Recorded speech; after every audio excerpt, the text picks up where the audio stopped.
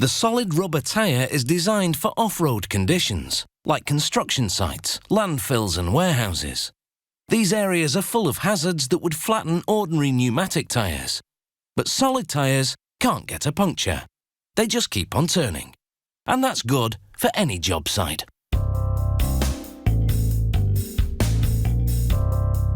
No air in these tyres means they're ideal for heavy work.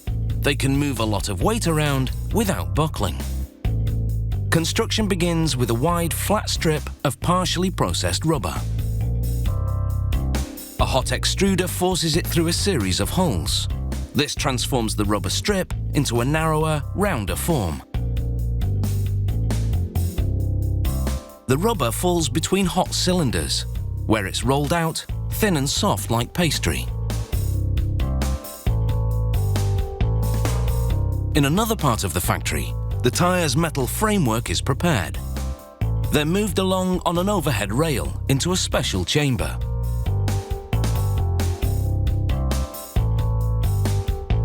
Steel pellets are shoveled in.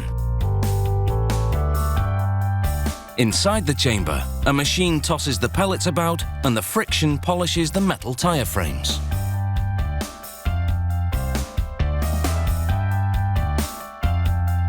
A coat of primer is sprayed on and an adhesive is applied. Next, one is mounted on a mechanical arm that's positioned in front of the rubber rolling system. The arm moves the tyre frame forward to meet the turning cylinders. The surface, still tacky from the glue, takes up the freshly rolled rubber.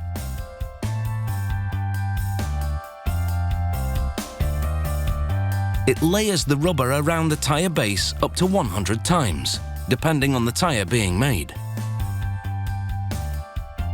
Then it's weighed, and pieces of rubber are sliced off until it meets the right specifications. The solid tyre is now in good shape, so it moves on to the next stage. Over at another station, a different type of solid tyre is being built. This one has no metal framework, so it will fit on a wheel rim made for a pneumatic tyre. Rubber strips are wound around a metal hub that serves as a mould. A bar presses down on the rubber wrap to eliminate air pockets. These rubber strips contain recycled material, which is stiffer. This will help the tyre hold its shape.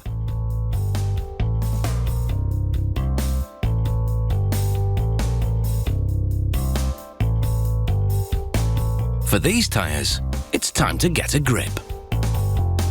The process of adding tread to the tyres begins as a release agent is sprayed onto a mould, making it easier to remove the tyre later.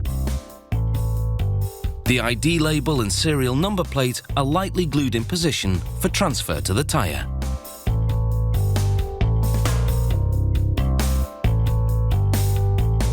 The tyre is then centred in the mould with a metal ring.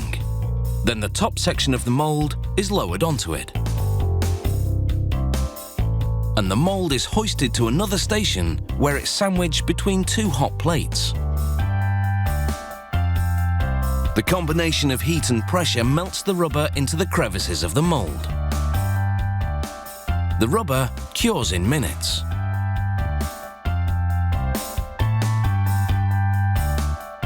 The process has also vulcanized the rubber, a molecular change that strengthens it. It takes a specialist to change one of these tyres.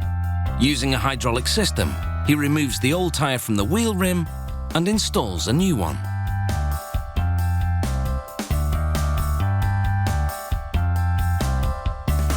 A solid tyre on a wheel rim made for an air-filled one.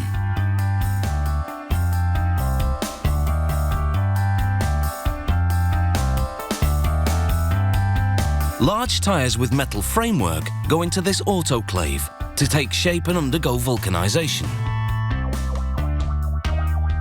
A forklift truck, equipped with solid tyres of course, extracts the finished tyres from the autoclave. And now, they're ready to roll.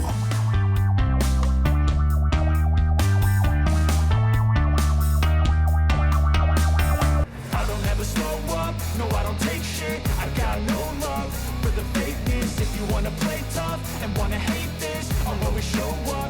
a statement. I don't ever slow up, no I don't take shit. I got no love for the fakeness. If you wanna play tough and wanna hate